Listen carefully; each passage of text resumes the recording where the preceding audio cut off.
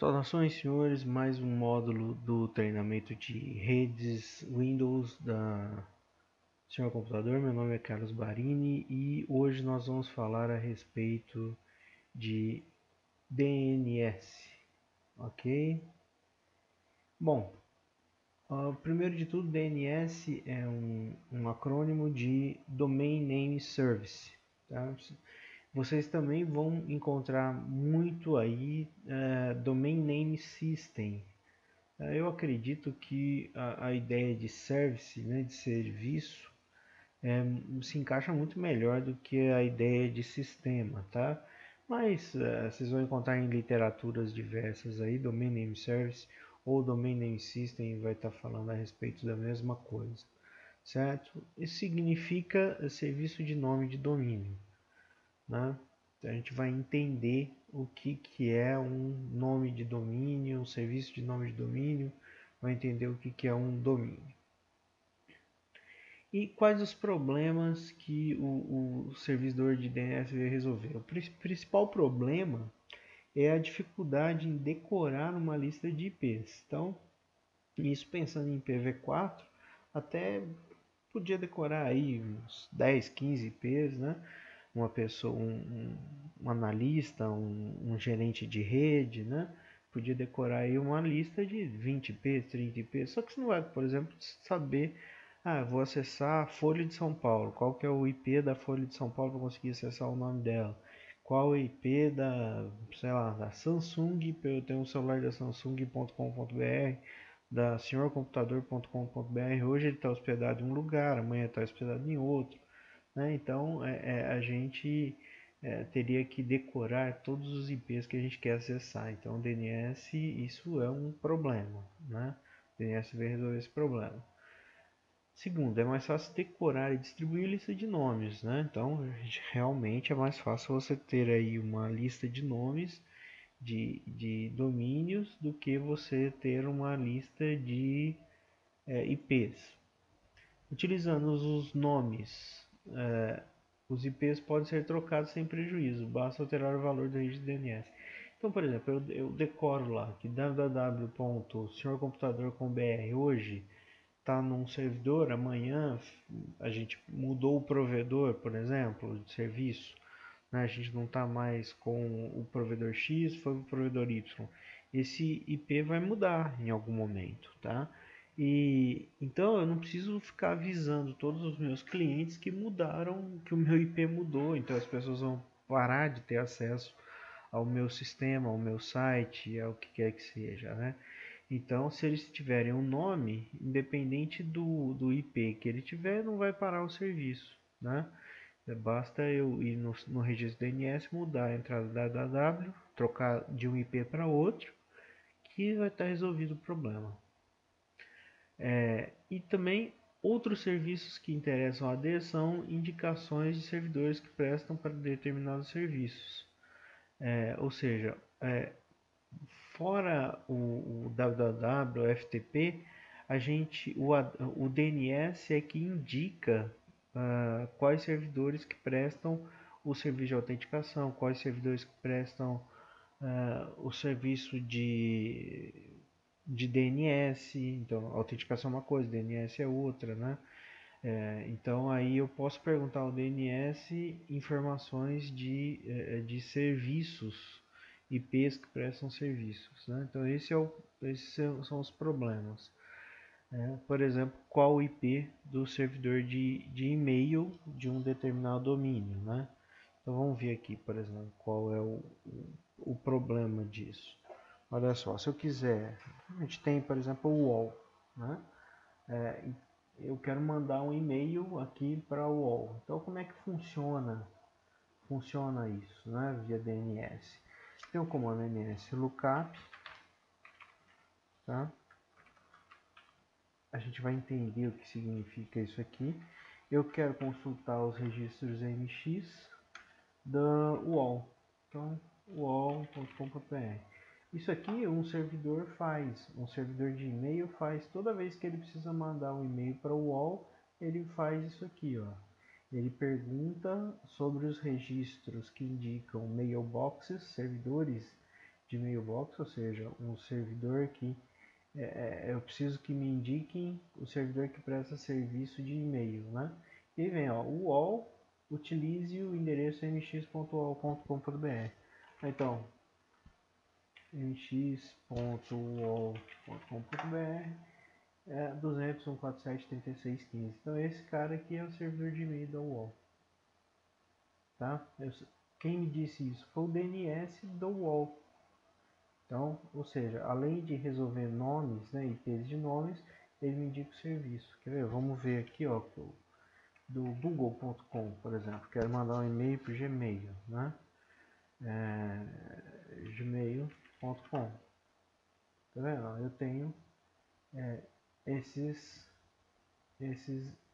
2, 3, 4, 5 servidores de mailbox lá. Eu quero mandar então um e-mail usando esse servidor. Beleza, ó. É só mandar para 134, 125, 206, 26. Esse é o servidor de e-mail do Gmail, entendeu? Então esse é o problema, né? O problema é descobrir qual servidor de tal domínio que presta. Bom, então quem veio resolver o problema foi o serviço de DNS que veio resolver os problemas relativos a IPs para mim, né? O serviço de DNS é equivalente nos sistemas operacionais livres, é equivalente ao serviço bind. Tá? Muitas vezes vocês vão ver na literatura aí referências a bind. Porque o bind, não sei o que lá, o bind do Linux, o bind, tá? Isso aqui é o equivalente ao DNS no software livre. Ele é um sistema hierárquico de resolução de nomes para IP. Isso é o DNS direto, ou de IP para nome, que é o DNS reverso. Então, quando você tem um nome e precisa de um IP, você vai estar usando o DNS direto. Quando você tem um IP e precisa de um nome, você está usando o DNS reverso. E o que é nome de domínio? O nome de domínio é um nome composto e hierárquico que serve para identificar uma lista de serviços, computadores, usuários, caixas de mensagens, configurações e outros recursos. Tá? Então é um nome composto e hierárquico que serve para identificar uma lista de recursos de uma certa empresa, de um certo grupo comercial. Tá? Isso é um nome de domínio. O nome de domínio internet aqui no Brasil, por exemplo, é controlado pelo registro BR. Tá? Então, por exemplo, minhaempresa.com.br, isso aqui é um domínio, certo? Isso aqui é um nome de domínio para mim, tá? E a gente tem que pensar que é o seguinte, esse minhaempresa.com.br, agora, limpem suas mentes, é o mesmo que minhaempresa.com.br, ponto, tá? Vocês vão entender porque é tão importante esse ponto aqui do final, certo? Como ele é hierárquico, a gente tem que sempre considerar que existe um ponto no final de todo nome de domínio, tá? E como que funciona essa hierarquia? Então vamos lá, vamos pegar de novo o domínio UOL como exemplo. Eu tenho lá o uol.com.br, tem a entrada www do uol.com.br tem esse IP aqui. Vamos ver, é isso mesmo, né? Aqui tá fácil de ver. Né? Se eu fizer o ping www.uol.com.br, vai dar 200 147 67 142, que é exatamente o que eu estou usando aqui, tá? Então eu tenho certeza que a entrada www do domínio UOL é desse IP. Mas outra coisa que eu tenho certeza também é que é o seguinte, ó,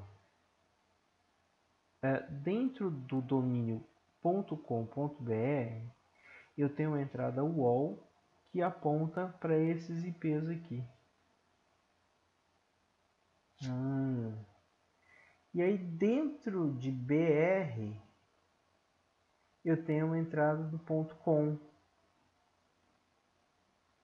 E aí dentro do ponto eu tenho a entrada de BR, tá? Ou seja, o nome completo de um domínio me traz sempre a hierarquia superior. Então, uol.com.br, aí eu tiro o uol, sobra com br, aí eu tiro o com, sobra br, eu tiro br, sobra ponto, tá?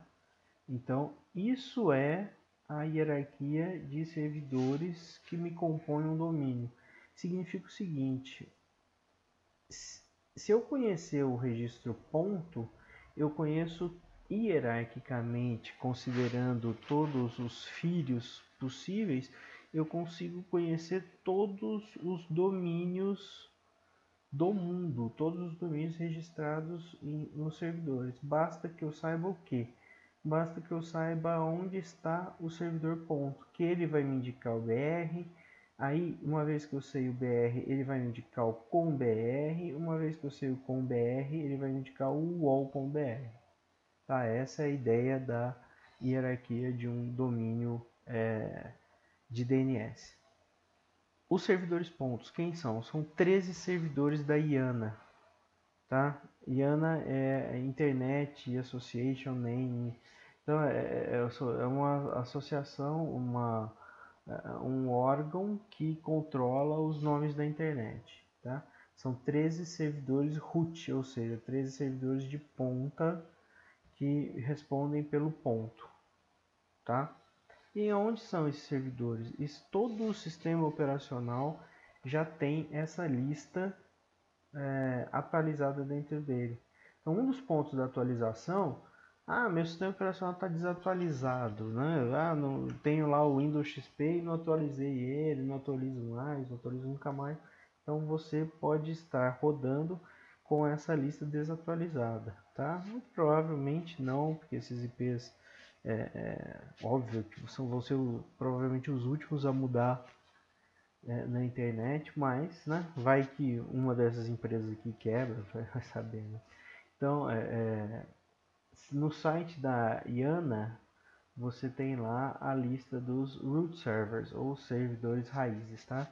Se você ver, ó, tem servidor na VeriSide, na Universidade do Sul da Califórnia, Cogent Communication, não sei onde é que é, mas deve ser nos Estados Unidos, Universidade de Maryland, NASA, o Consórcio de Nomes da Internet, Departamento de Defesa, Exército dos Estados Unidos, NetNord, não sei, VeriSign é a empresa de autenticação, RIP, NCC, ICANN, ICANN também é um órgão público americano da internet, e o Wide Project. Tá?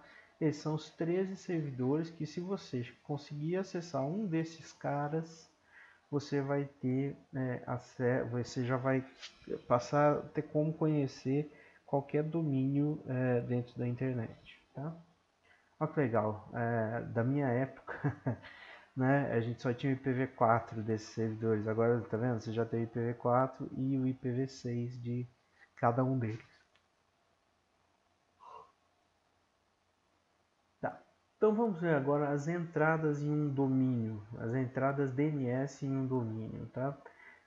Primeira coisa que a gente precisa conhecer é que existem tipos de entrada. Então, as entradas do tipo A são entradas que definem nome para IPv4. Tá? As entradas do tipo AAA, por exemplo, são registros de nome que resolvem IPv6.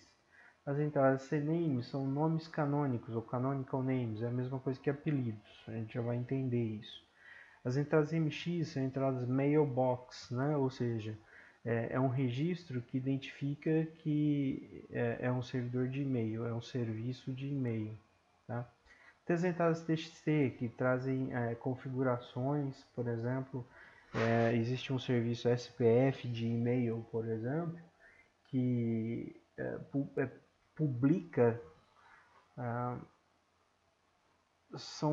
ele publica configurações de segurança do meu mailbox, tá? Então ele usa registro do tipo TXT, tá? Vamos ver a cara. Então, visto os tipos de entradas, vamos ver a cara do meu domínio, né? Então eu tenho lá www significa 168.15.48.2. Então significa o quê? Que esse registro é um registro tipo A, ou seja, é um nome resolvendo um IPv4, tá? FTP é também um registro tipo A, é um nome resolvendo um outro IPv4 dentro do meu domínio minha empresa. Então significa o seguinte: se alguém escrever ftp.minhaempresa.com.br, ele vai receber a resposta para procurar o serviço de FTP dentro desse IP aqui. NX, ó, indica os servidores de e-mail desse meu domínio. CNAME. O CNAME é o equivalente ao A, só que ele dá apelido a um registro A que já exista, né? Então aqui eu tenho, por exemplo, a entrada servidor, é uma entrada do tipo CNAME de www. Então, ou seja, quando alguém pedir por servidor.minhaempresa.com.br, eu vou procurar o www.minhaempresa.com.br e vai ser o mesmo IP para servidor, tá? Aqui, intranet também vai ser o mesmo IP, vai ser um apelido de www. Pedidos vai ser um apelido também de www. Qual que é a vantagem disso? A vantagem disso é a seguinte, né? Quando eu faço um ping em servidor.minhaempresa.com.br, né? E é aqui, né? Vamos pegar aqui eu estou pedindo isso aqui, né? Servidor.minhaempresa.com.br, né? É o mesmo que www. Esse www é esse registro aqui. Então, é esse IP que eu devo procurar, certo? Então, ó, é o mesmo, quando eu peço ping servidor minha empresa, é o mesmo de ping www, que é o IP 168.15.48.2, tá?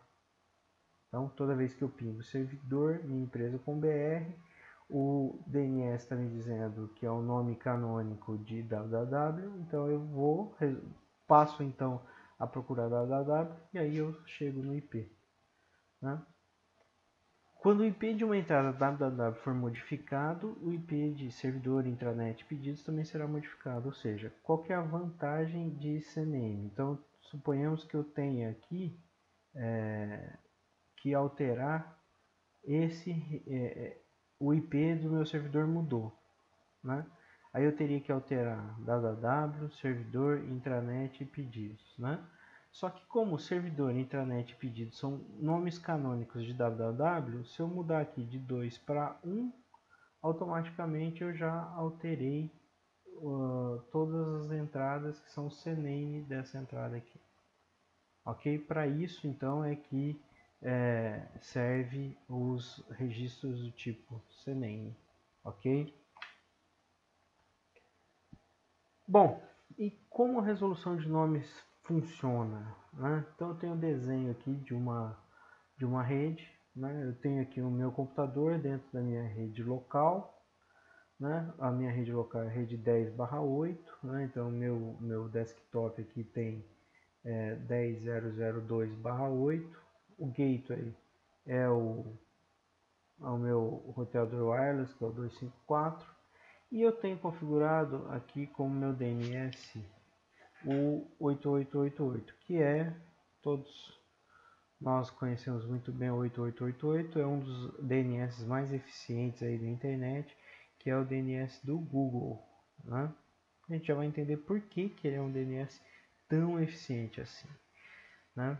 Então significa o seguinte: toda vez que eu precisar resolver nomes, essa configuração aqui me diz o seguinte: toda vez que eu precisar resolver nomes, vou procurar este cara. Este cara é que vai resolver todo pedido de nome que eu tiver dentro do meu uso diário, tá?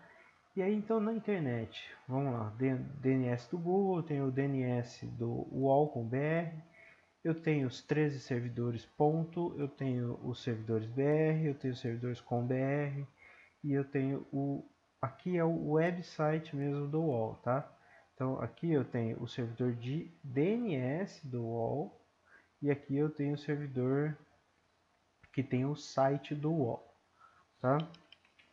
Quando eu digito aqui no meu computador www.uol.br, o que acontece? Eu não conheço, tá? Nunca acessei. O meu computador, então, como ele está configurado para procurar nomes em 8888, ele vai até o servidor 8888 e pergunta: querido, você conhece www.uol.br? Esse cara aqui vai falar assim: não conheço. Deixa que eu Google para você. Deixa que eu resolvo para você. Então, o que ele vai fazer?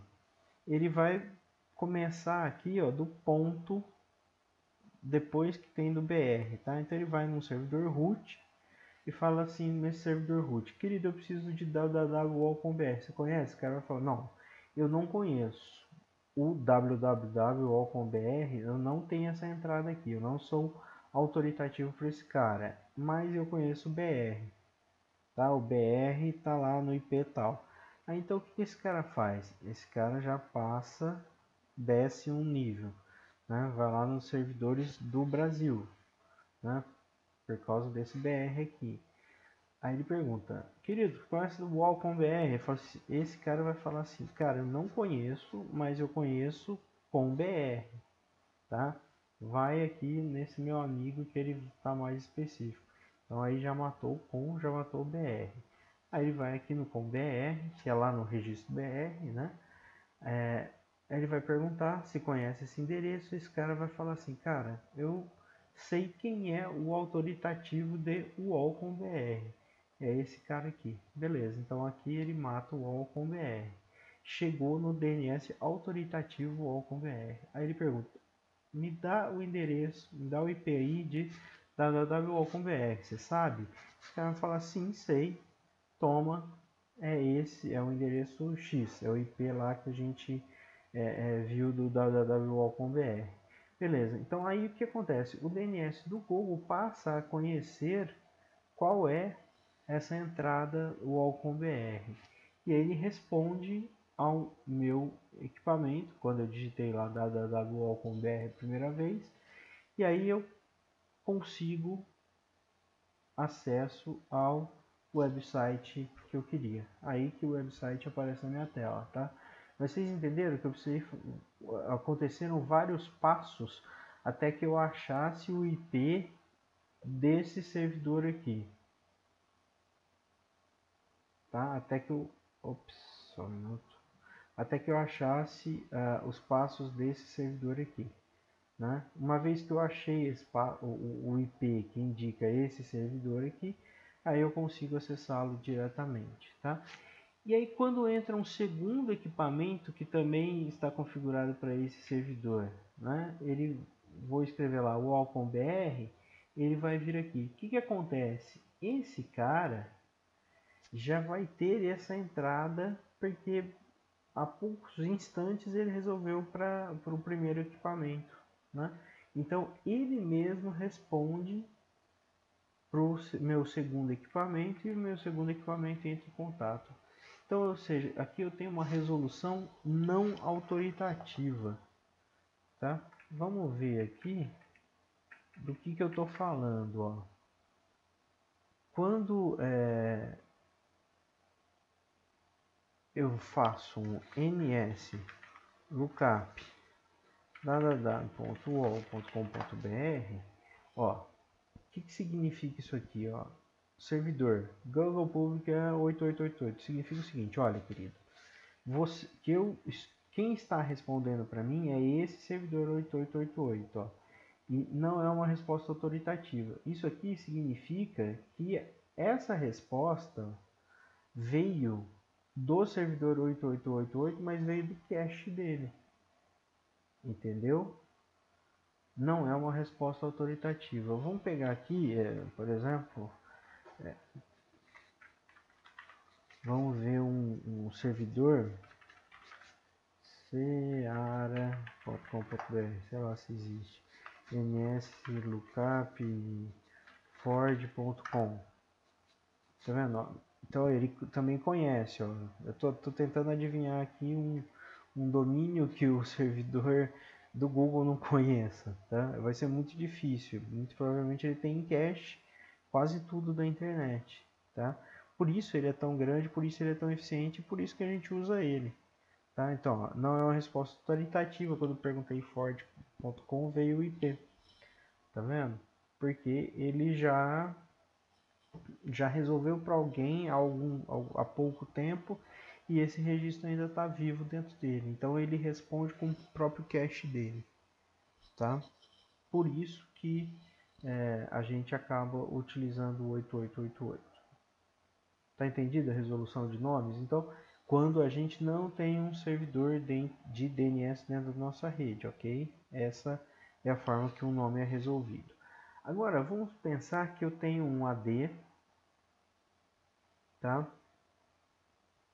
Eu tenho lá a minha estação de trabalho, 10.0.0.2, eu tenho um gateway na minha rede, e aí eu tenho dois IPs de servidores DNS. Um servidor que é esse servidor da minha rede local, e um outro servidor secundário que é o servidor do Google, ok? Até aí, nenhum problema, ok? Vamos apagar aqui. Tá? Até aí é isso que tem que ser a configuração, tá? Sempre o meu DNS, o primeiro DNS da estação de trabalho que tem um AD, tem que ser o DNS local da rede dele, tá? E aí então eu tenho aqui também os servidores, por exemplo, tem os servidores do UOL, tem o site do UOL, então o que muda? Aí estou procurando o UOL, e aqui o AD da minha empresa é minhaempresa.com.br, tá? Digitei lá, UOL.br. O que acontece? Eu primeiro vou perguntar sempre, porque o DNS1 aqui é o DNS da minha rede local, eu vou perguntar para o servidor local aqui. Querido, você conhece nada do UOL.br? Ele vai me responder não. Não conheço. Não conheço, não tenho nenhuma, não tenho a mínima noção do que seja isso. Então aí, o meu DNS1 não resolveu o meu problema. Aí então eu começo a usar o DNS2, tá vendo? Vamos ver. Ó, aí então ele vai para o DNS do Google e pergunta: "Ô, Google, você conhece o UOL.br?" E aí começa toda aquela que a gente já viu. Ele pergunta para cá, pergunta para cá, pergunta para cá, vai até o servidor do UOL. O servidor do UOL responde o IP, ele responde para esse cara e esse cara finalmente acessa o site que ele quer, tá? Mas vejam aqui, ó, a primeira configuração não foi útil. Por quê? Porque esse cara disse que não conhece o domínio e ele não saiu para resolver.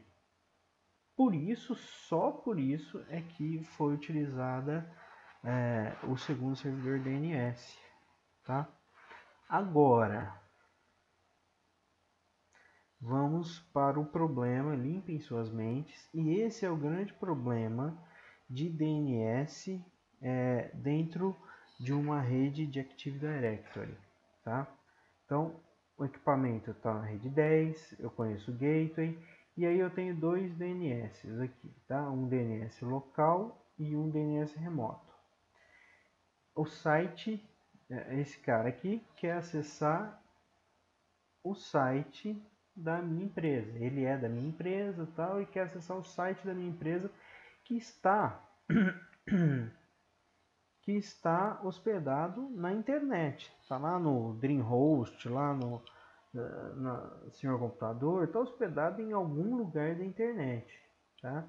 E aí eu tenho, o que acontece? Eu tenho aqui o minhaempresa.com.br, o DNS autoritativo desse domínio internet, né? Se eu estou aqui na minha casa com o meu computadorzinho, né, e digito www.minhaempresa.com.br, o que acontece? Eu vou no Google, o Google me manda para cá, me manda para cá, me manda para cá, finalmente me manda para cá, e aí então eu acesso o website, não é? Aqui, se eu estiver de fora, é assim que a gente aprendeu que ele resolve o DNS. Só que se eu estou dentro de um domínio, que foi configurado minhaempresa.com.br, que é igualzinho ao nome de hospedagem. Aqui então é o domínio AD, ó, tá vendo? E aqui é o domínio internet, tá? E eu vou procurar aqui dentro da rede da minha empresa o site da minha empresa. O que vai acontecer? O DNS de AD tem as informações dos computadores que fazem parte do AD. Tá? Ele tem o IP do computador financeiro 1, tem o IP do computador financeiro 2, tem o IP do servidor, tem o IP da impressora, tem vários IPs aqui, mas só que o que acontece? Ó? O DNS do AD tem informações da minha rede local. Ele não tem informações que o DNS internet tem, ok? Até aí, óbvio, certo? Então, vamos ver aqui, seguindo o que a gente já conhece, como que é feita a resolução de nome. Esse cara digitou lá no browser www.minhaempresa.com.br. O que acontece? Ele, como o primeiro servidor DNS é esse local, ele vai perguntar: ô querido, você conhece www.minhaempresa.com.br? Esse cara vai falar assim: cara, quem manda em minhaempresa.com.br sou eu. E o www não existe aqui. www não existe aqui no meu registro, no meu banquinho de dados, tá? E aí, o que vai acontecer? Ele vai dizer que, cara, eu sou autoritativo e não existe esse registro. O que acontece? Esse equipamento aqui já vai dizer que não existe o site. E aí ele nem vai para o segundo DNS. Por quê? Porque o primeiro resolveu o problema dele. Ó, o primeiro disse que conhecia o domínio, que é autoritativo para o domínio e que não existe o que está sendo procurado. Tá vendo? Esse é o problema quando você usa um nome de domínio AD igual ao nome de domínio internet. Tá? Isso gera problema. Então, o que eu tenho que fazer nesses casos? Você vai pegar, a gente vai chegar num cliente que tem esse problema. Primeira coisa, você vai ver perguntar para o cara o seguinte: cara, qual que é o seu domínio de AD? O cara vai falar alguma coisa .com.br. Se o cara falar alguma coisa .com.br, o cara já se deu mal. Significa que quem configurou o domínio dele não tem a menor noção do que esteja fazendo. Porque ele não deveria jamais ter usado o domínio de AD igual ao domínio público, tá? Para resolver esse problema sem dor, né? Sem precisar mudar o domínio do cara.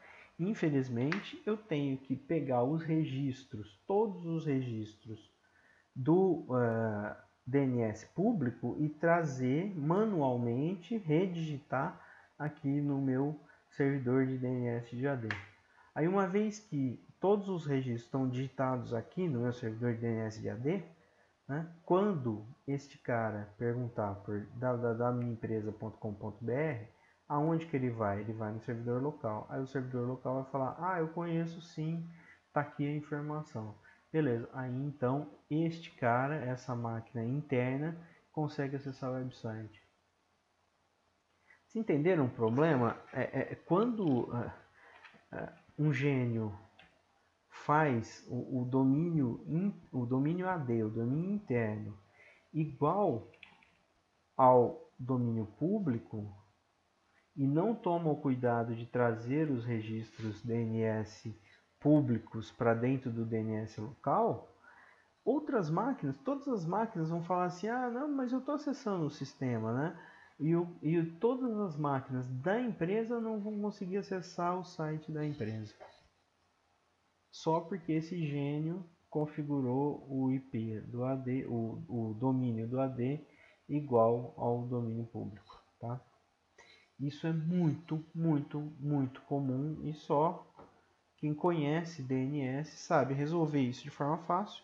Como que a gente resolve isso de forma fácil?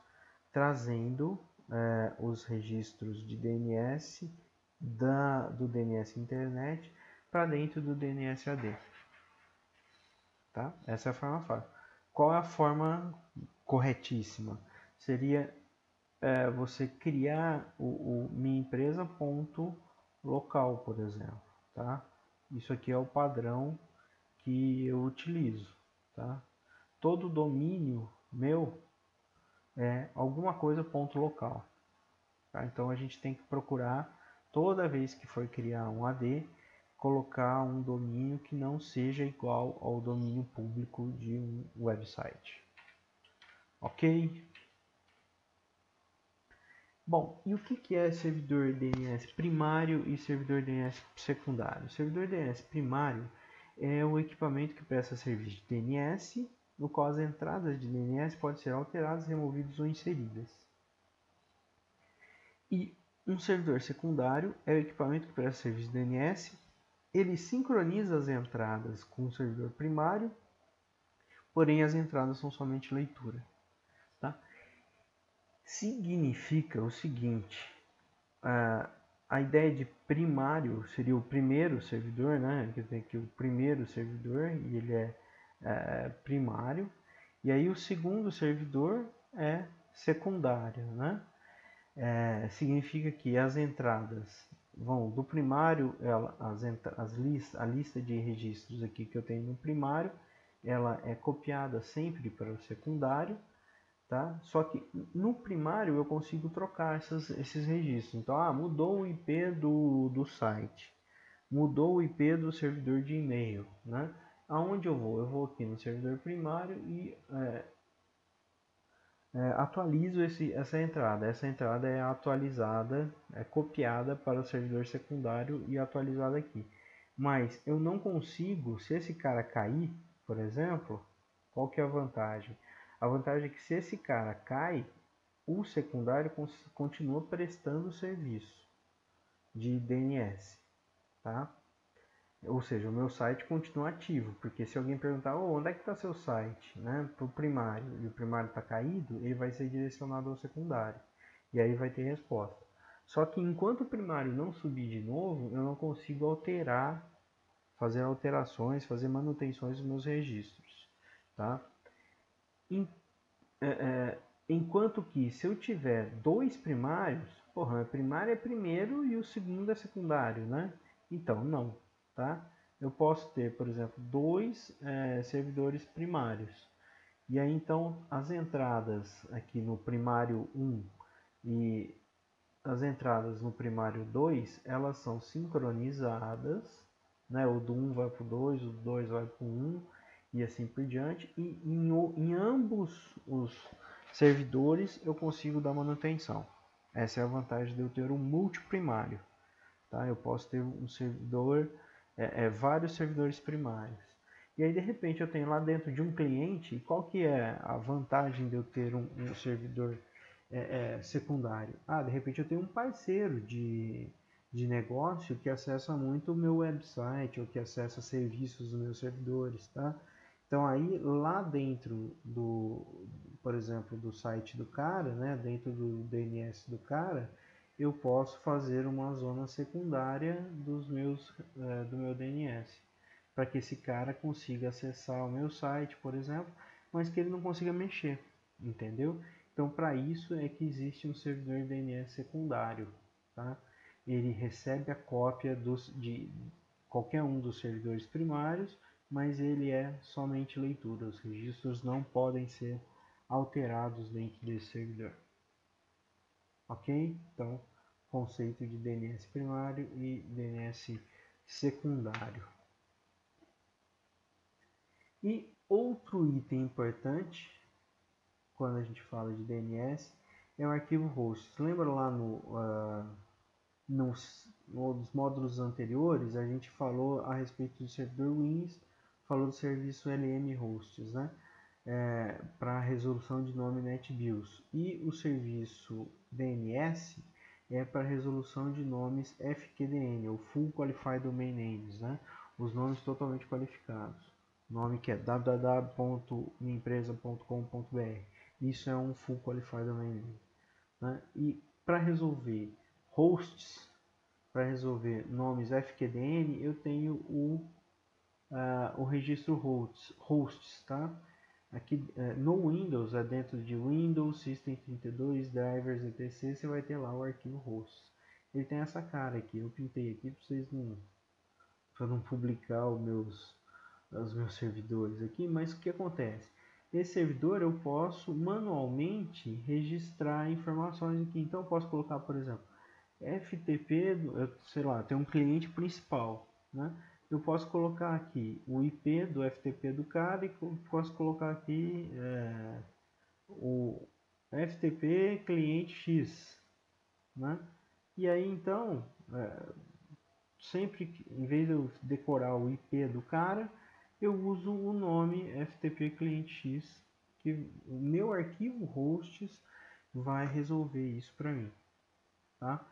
Então, o arquivo hosts é o primeiro a ser verificado até antes de ser procurado um servidor DNS, tá?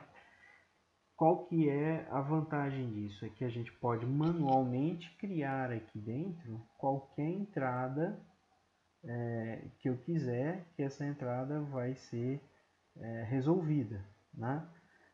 Qual que é o grande problema disso? Esses arquivos host e LM hosts são hoje os arquivos mais procurados por vírus. Por quê? O que o vírus quer? O vírus quer te levar para o servidor dele, não é? Então, hoje, você trocar o DNS de um equipamento, você colocou em um risco altíssimo o equipamento. Porque se ele digitar lá www.itaú.com.br e for mandado para um servidor falso, olha o tanto que isso é importante, né?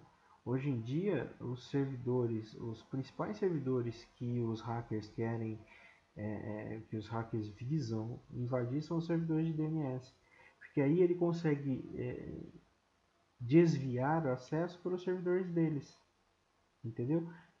Imagina a dificuldade, se ele quiser roubar uma senha, ele teria que acessar o servidor do site do Itaú, por exemplo.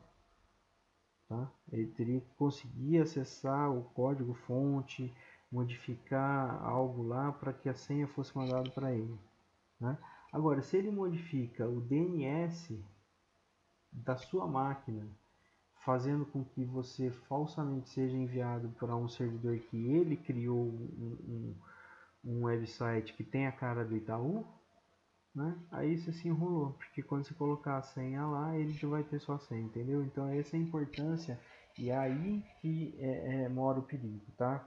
Então, quando você estiver dando manutenção num cliente que está reclamando que os computadores deles estão tendo um comportamento muito estranho, os sites não estão abrindo direito, é que os primeiros itens que você tem que vir verificar são os arquivos host e LM hosts, tá? Eles são os mais alterados pelos vírus aí hoje em dia, ok? Bom, e finalizamos comandos para DNS. Basicamente, quando a gente quer limpar o cache da nossa máquina, ipconfig flush DNS, tá? Flush é descarga, então ele dá uma descarga no cache de DNS da sua máquina. ipconfig.register DNS. Esse comando registra o seu computador no seu DNS. A gente vai ver e vai executar esse comando na instalação do AD. A gente vai ver o tanto que é importante. É o primeiro passo antes de você colocar a máquina no domínio, é você registrar essa máquina no DNS do domínio, tá? Antes de você inserir uma máquina no domínio, chegou uma máquina nova no escritório de um cliente meu, que eu preciso colocar essa máquina no domínio. A primeira coisa que eu preciso fazer é modificar o nome dessa máquina, colocar o prefixo do domínio, registrar essa máquina no domínio, aí depois eu insiro essa máquina no AD, tá? Mas primeiro eu registro no domínio DNS, depois eu registro no domínio AD. Outra é o comando nslookup, que a gente já usou, vocês já viram o poder desse nslookup. E ele serve para consultar registros full qualified domain name do servidor, né? e o NSLOOKUP-type tipo domínio, né? Então ele serve para consultar um tipo de domínio. Então, voltando a lembrar aí para vocês, né, o que a gente fez aqui. Por exemplo, NSLOOKUP www.uol.com.br. Aqui, ó, eu estou fazendo aqui, ó, estou perguntando como que eu acesso o UOL.br. Então, quem que está me respondendo aqui, ó, é o 8888 do Google que está me dando a resposta. Para você acessar o UOL.br, você tem esses endereços IPs aqui, entendeu? E o "-type mx" aqui, o "-type", o NSLOOKUP "-type", significa o seguinte. Ó, eu quero o tipo mailbox do domínio ford.com. Ou seja, se eu quiser mandar e-mail para fulano@ford.com, meu servidor vai até esse servidor aqui, ó, cluster4s messagelabs.com, entendeu? Então, eu quero saber o IP desse cara. Você quer saber o IP desse cara? Tá aqui, o IP desse cara. Ó, ele tem 4 IPs possíveis, entendeu? Então esses são os comandos NSLOOKUP, como a gente usa os comandos NSLOOKUP. Tá? Aqui como é o arquivo hosts, né? Então a gente abre aí o arquivo hosts e ele tem essa cara, a gente coloca novas entradas aqui manualmente para ajudar a nossa vida, né? E isso é a respeito de DNS que a gente tem, mínimo de DNS que a gente tem para o Active Directory, tá? Se houverem dúvidas, estou à disposição, é só vocês me perguntarem a partir de agora, ok? Está aberto para dúvidas.